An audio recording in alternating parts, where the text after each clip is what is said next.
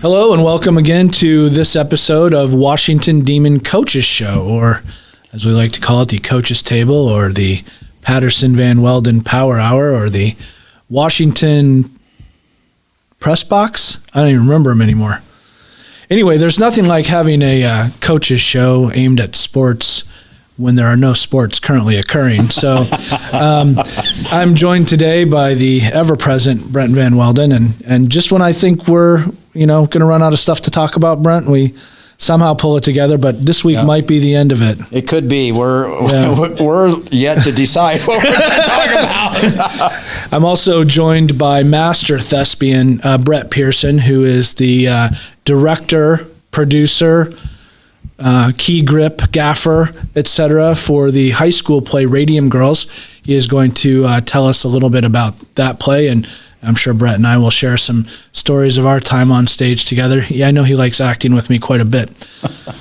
So, Mr. Van Welden, why don't you tell me what's going on at the school? Well, it is kind of a downtime right now in high school. We're between sports. The fall's all wrapped up now, and all the district football players and all district players have been announced, and obviously we had a lot of those. A lot of our all state and all conference cross country teams have been announced earlier because that happens at the conference meet. But then volleyball, we had a couple girls as well make all conference, so that's all out, and I'm sure it's been in the paper and on the radio and all that stuff. Probably, really athletically, middle school's going with basketball. They're probably 3 or 4 games in. I know they're a couple games in, so a couple weeks in, excuse me. So that's all flying, and probably one of the biggest things that's going on this week. It appears to be signing week for all the high school kids that are going to college, and we have 3 kids signing this week, probably more to come, but we've had Ethan, as you know, signed to go play baseball. I hope I say this right, Winona State? Winona State, yes. Winona State. You're thinking of the Judds. Winona Judd. Winona Judd, yeah. Yeah, Winona State to play baseball, so that's great. I didn't realize that one of his goals in life was to play baseball in the snow. So that has been achieved. Yeah. Yeah, so I'm asking because I don't know. What is that, Division II? It's D2, yep. Yeah. It's Winona State is straight east of Rochester, Minnesota, right on the Wisconsin border across from La Crosse. Okay. Approximately across from La Crosse. So do they play? Who do they play? They play in their conference. It includes Upper Iowa. That's the only one in Iowa. Then Bemidji State. Okay. Minot, which is basically in Canada. Bismarck. Augustana in South Dakota. I think Duluth. Some of the warmer weather areas. The warm climate area of our country. I mean, we're almost actually, it's the second, and Wayne State is in there too, which is in Nebraska. Yeah. So I think Winona State is almost one of the southernmost schools. I know north of Iowa. I know Minnesota, my wife and I looked when we have to go to Minot, North Dakota. It's 13 hours from here. Okay. Well, you have to take the day off work then. Yeah, so probably have to take the day off work. Couple days, yes. Anybody's interested in joining us, they're welcome. We'll need a driver and some heaters. Yep. So Ethan signed, Jonathan Moore signed. He is in our archery club, and he is signed to go shoot archery in Illinois, school in Illinois. I think it's Harrisburg, Illinois, something like that. I should know my towns, but and then Tegan Sulentic is a girl wrestler who's been wrestling for our club for many, many, many years. Is going to sign to go wrestle in a college in Kansas. So that's outstanding. So it's great. These kids have all worked hard, as many of our kids do, obviously. But there's only a select few that are fortunate enough to go play in college, and I wish them well. It's college sports is a lot bigger fish, so to speak, and you you really got to enjoy it to be successful in college and stick it out. So good luck to all those kids that have signed. Yeah. Well, thank you on behalf of my son. So one of the things that we have going, and I believe the middle school play was actually postponed. Is that right? Yeah. But I think it's coming back up, and they're going to have, I think, one performance on November 18th, I believe. Yep. I don't know what time. Me neither. Somewhere between 4, would you say somewhere between 3 p.m. and 9:30 p.m.? I think it's 6. I think it's a 6 o'clock performance. Well, I would suggest not using this show as your information about that particular thing. So what's the play called? It's a really true story told by a bunch of liars. A really true story told by a bunch of liars. That. It's about, I've said it before, it's about some kids who break an heirloom that's a vase, and they try and prove who did or didn't do it. So it'll be fun. We did postpone it a couple weeks, so they'll be ready to roll. What's the difference between a vase and a vase? I don't Do know. you not feel pretentious at all saying vase? An heirloom is a vase, I guess. I don't know. All right, I got a couple things, and this is the audience won't be able to participate in this, but. Couple sports trivia questions for you. All right. All right. We'll see how you do. Not well. All right. The Triple Crown Award is given to a horse that wins which 3 races? Kentucky Derby, Belmont, and Preakness. Yeah, you got them. Yeah. I'm not any good at this. All right. I'll try a hard one for you. What does the NBA stand for? National Basketball Association. Yes, that's ridiculous. Yeah, that's what it is. Okay. All right. In what game is love a score? That's tennis. Wow. Okay, we'll go with tennis. He said he wanted it a little edgier, but we don't need to go there. All right. In football, how many points is a touchdown? 6. Oh, see, that's some people say 7. Yep. All right. You were the AD. You should, Coach Chambers and I were talking yesterday on our way to practice that, we hadn't watched the Waco game. Well, how'd they get 11 points? I said, well, it has to be a touchdown, a 2-point conversion, and a field goal. And he thought it was probably a safety. But so there's different ways to get that, I guess. But yeah. 11's an unusual. It's an unusual number, yeah. Yeah, go ahead. I'm sorry. No, that's all right. That was good information. Let's break down all the mathematical ways we can get to 11 in football. All right. All right. Basketball player Scottie Pippen has a word tattooed on his forearm. What does it say? No idea. And I was a huge Chicago fan at the time. Yeah, me too. Brett, Matt, do you have a team? Yeah, right. I don't know. Pip. What sport is Bella Caroli known for coaching? Gymnastics. Yeah. And who was his most famous Nadia. And she represented what country? Probably the Soviet Union at that time. No. Let me say Croatia. Mm-hmm. No, I don't know. Brett? US. Oh, come on. Nadia Comaneci? It's Romania. Romania, that's right. Which I think, is that where Transylvania is? It doesn't matter. All right, one more. All right. How old was Tiger Woods when he won the Masters? 23. 21. Okay. Well, that's pretty good. 50%. Some of those were difficult. You had the love question really quickly, though, and I'm glad you clarified. I used to play a little tennis back in the day. In the summer, get some exercise. Do you play pickleball? I haven't. Yeah. I heard it's fun, though. I've heard that, and they got new pickleball courts here. So. Yeah. All right, well, we're going to take a quick break. We're going to come back with Brett Pierson. Thanks for being here, as always, Mr. Van Welden. Thank you very much. Since 1905, Kelowna Cooperative Technology Company has helped our community stay connected with the latest advancements in clear, dependable telecommunications services. KCTC provides rural Iowans with access to high-speed fiber internet, as well as phone, television, computer repair, and cybersecurity solutions. We're also proud supporters of local organizations and area schools within the community. KCTC, keeping Kelowna connected. Federation Bank is a locally owned bank providing award-winning customer service. We believe that we are more than just a federation of banks, but a federation of communities, serving Brighton, Richland, Wellman, and Washington, Iowa.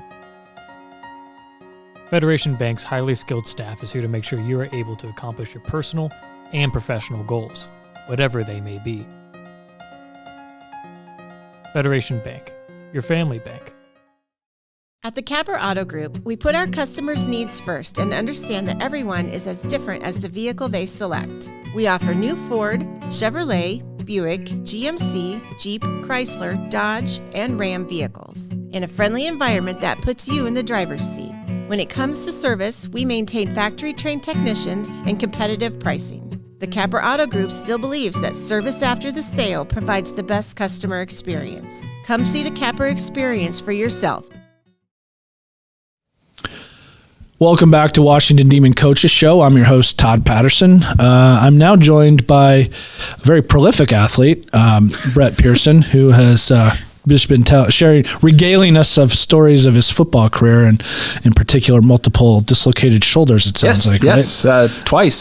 First time was actually during a game, so that's, it was a legitimate injury. The second time I was doing wind sprints at the end of practice, and I tripped and fell, and out it went. So, that was a fun trip to the ER. So. All right. Well, before we get started, should we do our warm-up activity from the theater? Yeah, which one do you? Oh, yes, of course. Yeah, let's do bank loan first. Okay. All right. The Human Torch could not get a bank loan. The Human Torch was denied financing. There you go. All right, be a good that's show. from Anchorman. We do that before every performance. Yes. When Brett and I, we've done several plays together. I don't know how many, probably 5, 4. Yeah. Anyway, here's a bit of trivia for you also. Okay. What is my stage nickname? Oh, Mr. Giggles. Giggles. Giggles McGee. Yes. That's what it is. Yes, I remember now. It's because I Break character a have lot. trouble not laughing on stage. So, why don't you tell us a little bit about yourself? Yeah. And, everyone knows you're an introvert. So. Yeah, very much so. So my name's Brett Pierson. I was born here in Washington. I went to school at Truman State University. Got a Harvard of the Midwest. Harvard of the Midwest. Not a lot of people know that, including many Truman students. I got my 4-year degree there. I've done a couple different jobs. Just about 5 years ago, I landed back here in Washington. I've been working for Washington Title and Guarantee since. And then 3 years ago, I got approached by Brent Van Wilden from the high school and for the drama director position, and I jumped at that because it was a great opportunity. I wasn't sure why they chose me. This is not something I have a history in theater, but not directing, nothing very formal, always community theater. Been very fortunate to grow up in this community because we've had such a big community theater. So lots of plays with that. And so I've done the last 3 years of shows at the high school. It's been great. I got a talented group of kids, hard workers. So that makes it easy, and we have a good time. So, yeah. So how many, before we get to the play, how many shows have you personally done?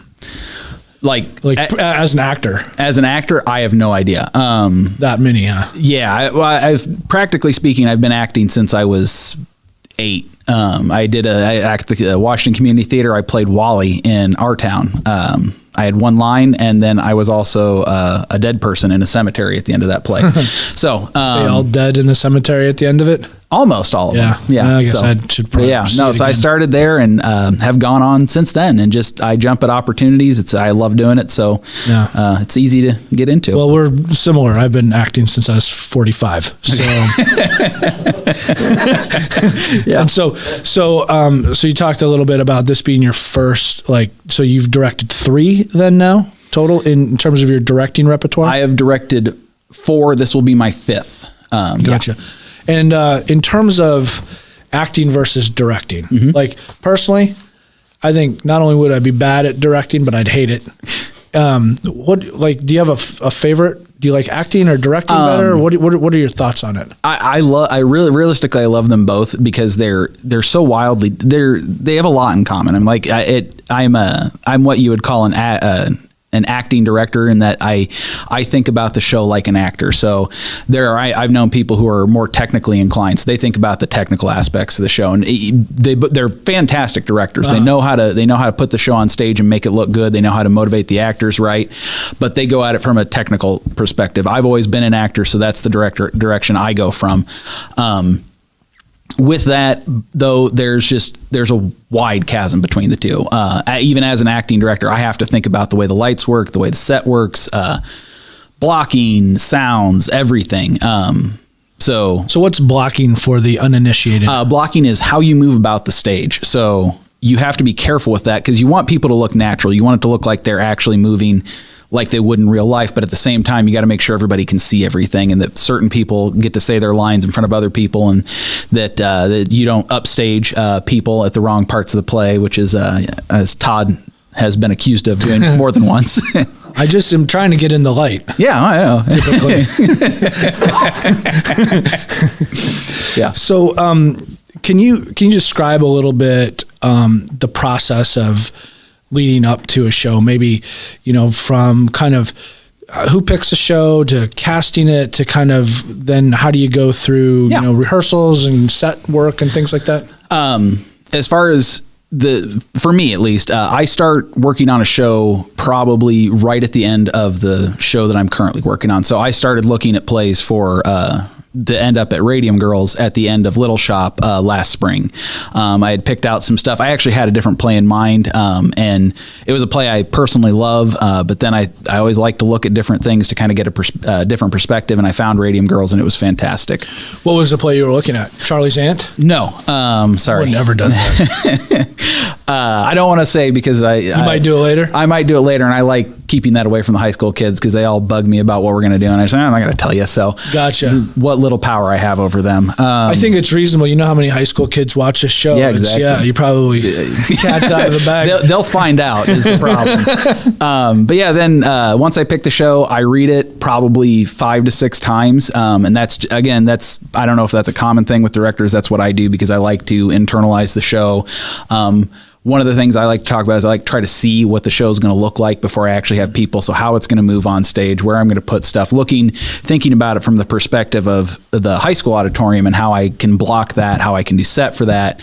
And then I do casting, and I usually go into casting with an idea of who I have. That's part of how I pick a show. But, at the same time, when I walk into casting, people surprise me all the time. This show in particular, Abby Cleese had never auditioned for a show prior to this. She came to auditions and blew me away. Yeah. So I was super excited to see that. So that's the fun part of auditions is because I know several of the kids I've worked with on multiple shows. So I know kind of where their range is, what they're good at. And then I have a kid like her that comes out and just does a fantastic job and kind of upends me a little bit, but in such a good way because now I've got this other person to work with. It's a good problem to have. It's a great problem to have. So. And then how long do you spend sort of rehearsing and set building and things like that? For straight play, I try to do at least 8 weeks because that gives me enough cushion time. A lot of the kids in this show were involved in other things, cross country in particular, and they had a fantastic season. So giving that kind of cushion time so that they can do that and do the play and get all those things at the same time, that 8 weeks gives me that time. For a musical, I would need 8 weeks of good rehearsal because there's so much more to it. Like if you had to learn how to sing, for instance. Exactly. If you had to learn how to sing. Yeah. and dance. And dance. Yeah. Yeah. I'm in that boat. So about 8 weeks. And then those last few weeks are when it starts to get really intense. That's when we start doing full runs. That's when we start adding things. This week is when we add costumes, makeup, all lights and sound. If I can do little bits and pieces of that prior to that, I will. But, yeah. So, and then this week is the intense week. This is the week I sleep probably 4 hours a night and not that I'm always doing stuff. I wake up in the middle of the night, panic, thinking, what am I not doing? So sounds like a hospital CEO. Exactly. We're going to take a quick break. We'll come back with Brett Pierson. We'll talk about the play Radium Girls.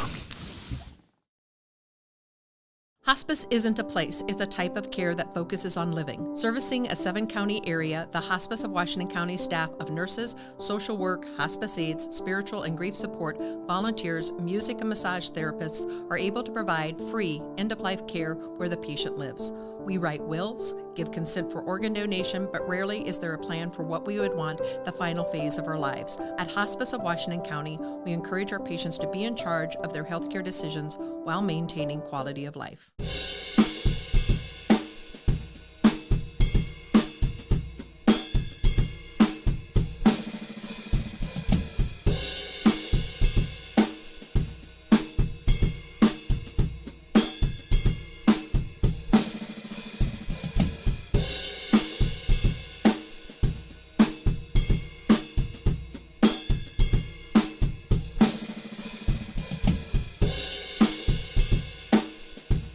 Family owned and operated by Andy and Sarah Ross, Ross Auto has been your vehicle repair and maintenance headquarters since 1935.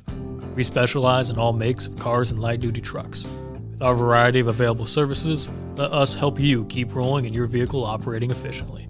Services include general auto repair, alignments, brakes, fuel injection, and more. Schedule your appointment today at 319-653-5656. That's 319-653-5656.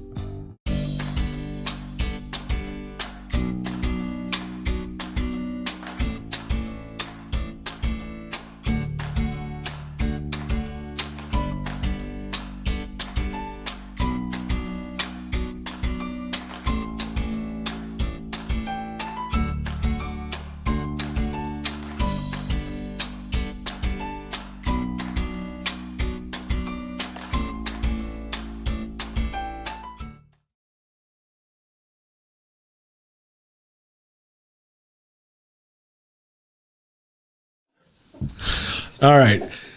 We are joined again on Washington Demon Coaches Show by Master Thespian and Director Extraordinaire Brett Pierson. Thanks for being here, Brett. Thank you. Why don't you tell us a little bit about the show that is opening tomorrow night? Tomorrow night we are going to open Radium Girls. It's about it's based on a true story. It's about the young girls. They were actually 15 when they started painting radium dials. To do this, they had a radium-based paint because the radium glows in the dark. So this was before you had glow-in-the-dark stuff. You had phosphorus, which glowed in the dark, but it was dangerous, and everybody knew that. A little deadly. Yeah. But radium they thought was safe. So these girls would paint the watches, and to get the nice point on their brush, they'd put it in their mouth, and they'd tip the brush. So naturally, they all got radiation poisoning, and the play is really about them trying to get justice for that. So we follow Grace Fryer is the main character, played by Molly Klinsman, and we kind of follow her first starting at the plant and then eventually leaving the plant, getting sick, and then trying to get justice through the court system and all that's entailed with that. At the same time, we follow Arthur Reeder, who is the president of the U.S. Radium Corporation, and kind of him coming to terms with the fact that, you know, he didn't understand that radiation could kill these girls. He didn't understand how dangerous what they were doing was, and also trying to save the company and all of that. So. And who plays? Arthur Reeder is played by Keegan Colby. So, okay, all yeah. right, excellent. And then it's a big cast. The cast calls for about 30 characters. I have 18, so we have a bunch of kids doubling. Keegan and Molly, of course, can't because they are in almost every scene. Yeah. One or the both of them, and then a lot of other kids are playing multiple roles. So yeah, you know, I recently played younger. About 30. Yeah, I recall. Yeah. So when is it set? It's set in the 1910s, 1900s, and then it actually goes forward in time quite a bit because, like I said, when they start, Grace is 15, and then towards the end of the play, she's 26. And so then do you age them through it? Or? No, we don't age them through it.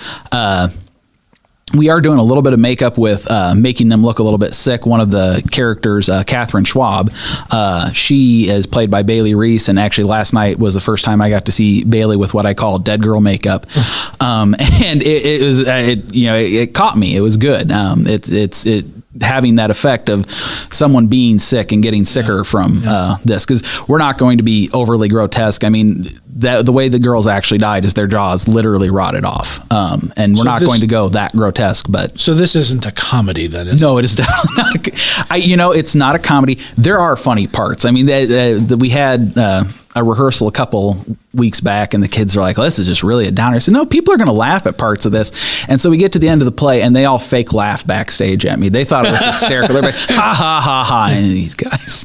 So everybody feeling ready? Yes. The cast is always nervous. Talking about acting versus directing, I tell the kids that as an actor, I am nervous up until the curtain goes up, and then everything kind of goes away because I know what I'm doing. I've got my blocking, I've got my lines, and even if I'm backstage, I feel good because I know where I'm going. As a director, I am nervous until the curtain goes down. Oh, really? Because there's nothing I can do to fix it at that point. I have to throw everything into my stage managers and actors' hands and say, "We've worked on this. Go. It's you guys." So What's it like to know your lines and things like that? I've always wondered. You might ask some of my cast. So you open tomorrow. Yep. You say when are the showings? Our shows are November 11 and 12 at 7:30 p.m. And then on November 13 at 2:30 p.m. Okay. Is there anything else you'd like us to know about this particular play? That's a Jaron question, isn't it? Anything else you'd like to share with us? I sometimes always am a little nervous picking serious shows because I know people think, it's going to be sad, it's going to be down. It is a really neat show, and these kids have worked really hard. It's kind of a big ask for them because there's an emotional range they have to get to, and it's hard. I mean, it's hard for anybody to get that emotional range, but especially teenagers. Yeah. And they have worked very hard and have really accomplished a lot. And that's if you really want to come see what hard work can do, these kids have really put it in. So yeah, I'm really looking forward to it. And just to be clear, it's at the high school. It is at the high school auditorium. Yes. Otherwise, I know where I'll end up. Okay, well, I'm really looking forward to it. Break a leg. Thank you very I don't much. know if you say that to directors. Yeah, you can. I'm dislocate a shoulder. Yeah, there you go. Well, I really appreciate you being here. Yeah. Great luck with the show run. I'm really looking forward to seeing it. Thank you very much for having us. All right, you bet. Have a great day. And that's the end of our coaches show where we talked about theater. Everyone have a great day. It's Todd Patterson signing off.